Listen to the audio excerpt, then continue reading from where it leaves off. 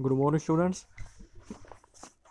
Today we are going to start our new chapter, that is chapter number 6, drugs acting on the autonomic nervous system. So, students, um, the central nervous system, or you can say nervous system, it is divided into two parts. First part is central nervous system, and second is peripheral nervous system. So, in central nervous system, what is included? Brain and spinal cord are included in the central nervous system, and all nervous tissue outside the central nervous system, they are covered in the peripheral nervous system. And further, the peripheral nervous system, it is of further two types. First one is autonomic nervous system, and second one is somatic nervous system. The basic function of the autonomic nervous system is to control the involuntary actions. Involuntary actions are the automatic functions which are beyond the control of the human being, like contraction of muscles, heartbeat, etc. So next is somatic nervous system. It controls the motor function system which are under the control of the human being, like movement of limbs, speech, etc.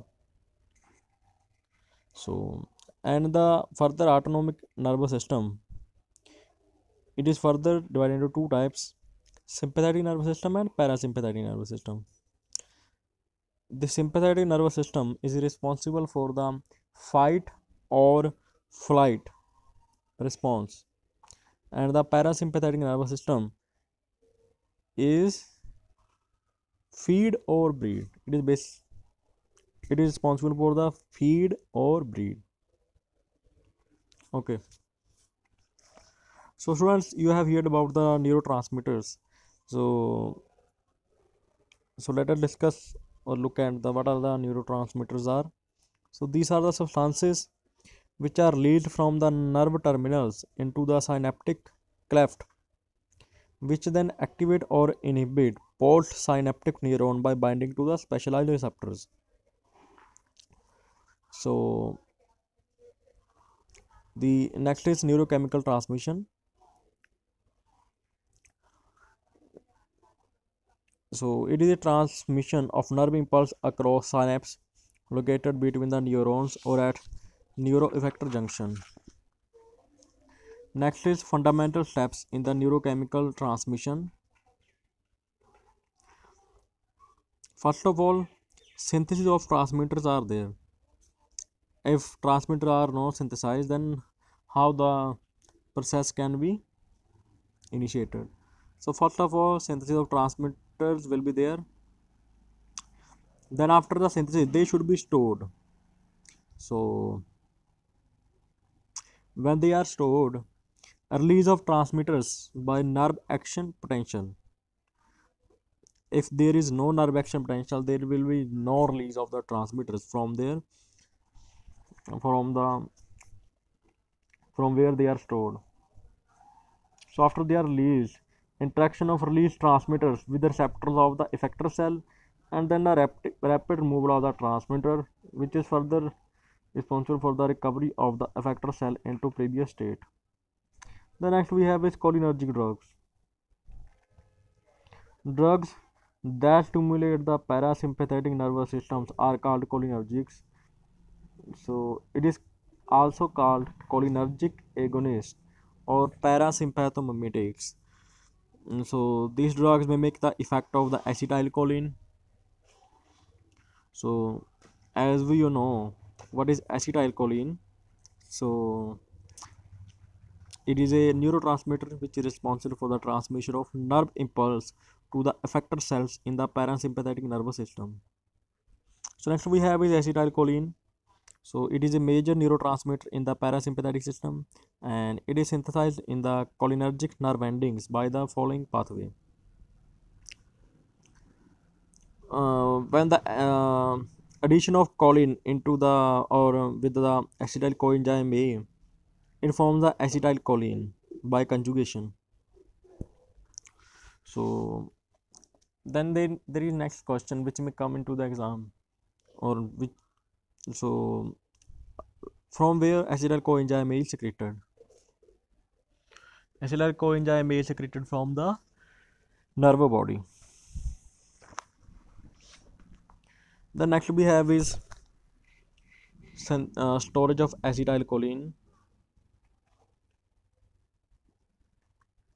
The acetylcholine is stored in the vesicles along with calcium, ATP, proteins, and phospholipids.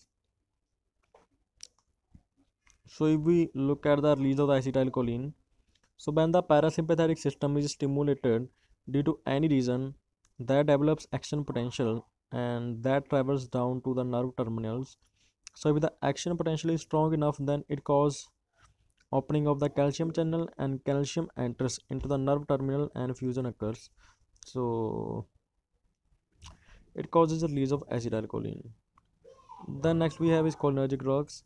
So drugs which mimic the action of cholinergic receptors called cholinergic drugs, and it is also called cholinomimetic drug. Then we have is classification of cholinergic drugs. So they are classified according to the mode of action.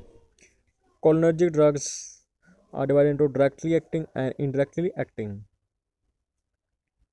So directly acting drugs are alkaloids and esters. So in case of alkaloids we have muscarine, nicotine, pilocarpine, and in case of esters we have acetylcholine, methacholine, and carbachol. And in case of indirectly acting, we have reversible and irreversible. In case of reversible, we have physostigmine, neostigmine, and pyridostigmine. And in case of irreversible, we have organophosphates, parathione, and diflos. So if we talk about the acetylcholine receptors, first one is nicotinic and muscarinic. Nicotinic receptors are of neuronal type and muscle type, and muscarinic receptors are of M1 neural, second M2 cardiac, and M3 glandular.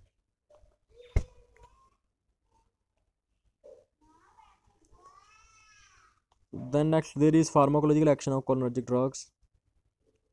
So first of all their action is muscarinic action. So effect on eye. So contraction of circular muscles of iris which cause miosis, and effect on heart.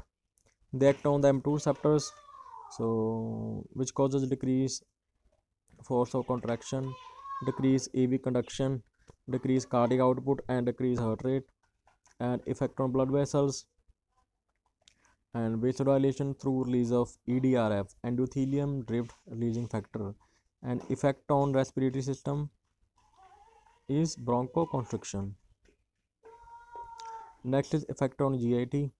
It acts on the smooth muscles of GIT and it increases the contraction, thus increases the peristalsis.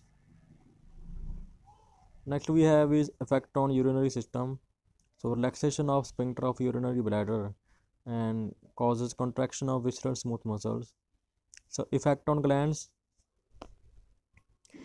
it increase glandular secretion and cause sweating, salivation, lacrimation, and gastric secretion.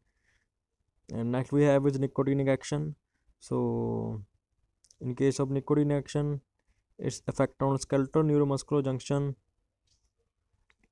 So when acetylcholine act on the nicotinic receptor of skeletal muscle causes contraction. And next is effect on adrenal medulla. It causes stimulation of chromaffin cells, secretion of adrenaline 80% and noradrenaline 20%, which further causes vasoconstriction and which results in increase in BP.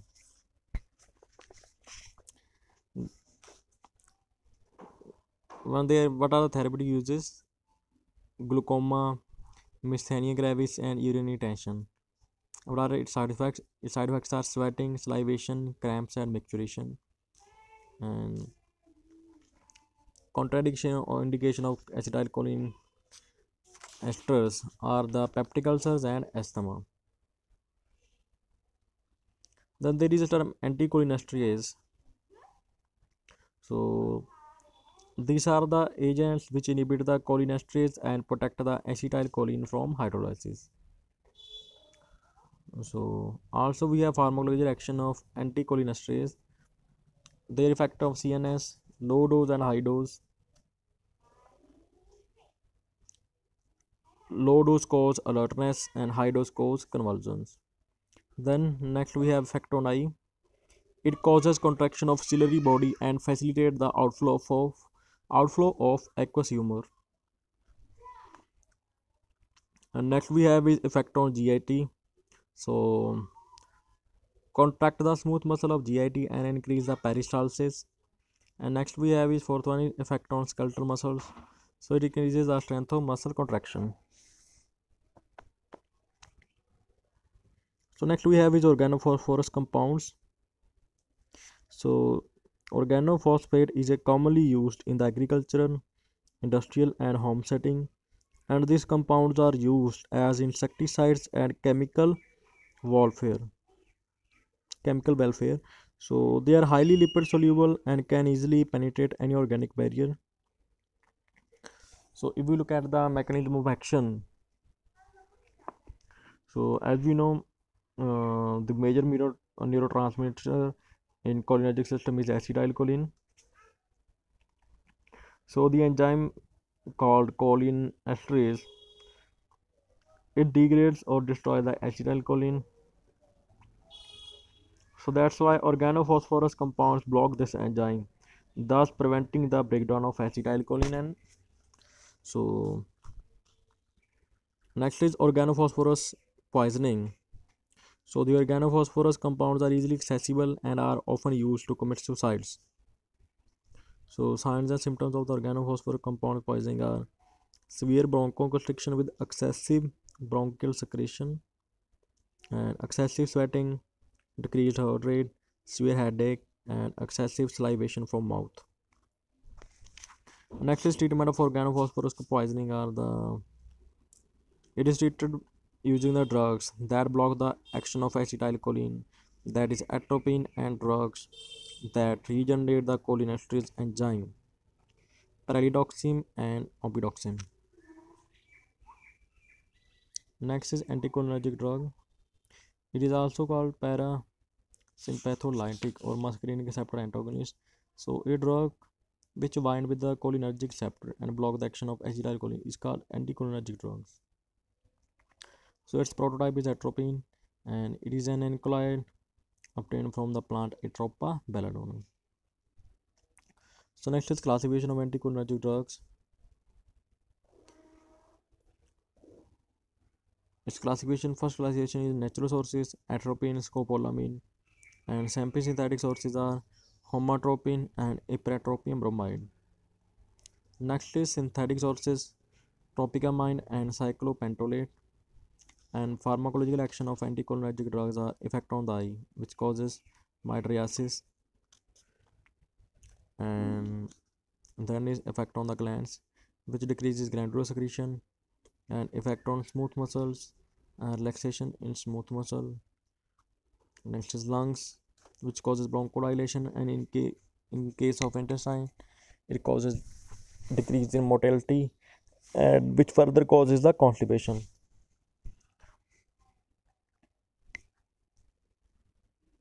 And in case of urinary bladder, it causes urinary tension. And when they act on the heart, they increase the conduction and contraction, causes the tachycardia. The next is body temperature. It increases body temperature through inhibition of sweating. The next is effect on CNS. So it decreases vestibular excitation, anti-motion sickness property. Then third one is therapeutic uses.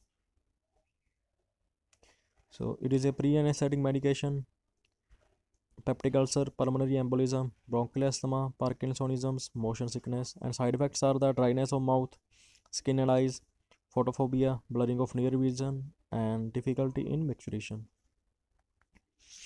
So its contraindication are prostatic hypertrophy, which causes urinary tension and acute congestive glaucoma.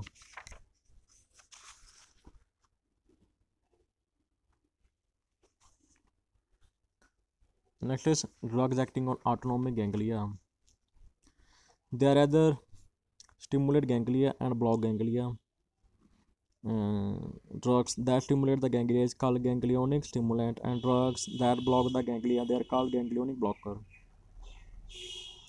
Then in case of ganglionic stimulant, classification of ganglionic stimulants are the muscarinic agonist and nicotinic agonist. So in case of muscarinic agonist, acetylcholine and pilocarpine, and nicotinic agonist are nicotine and lobeline. And if we look at the pharmacology action of ganglionic stimulants, effect on heart, it causes bradycardia. Effect on iris, it causes myosis.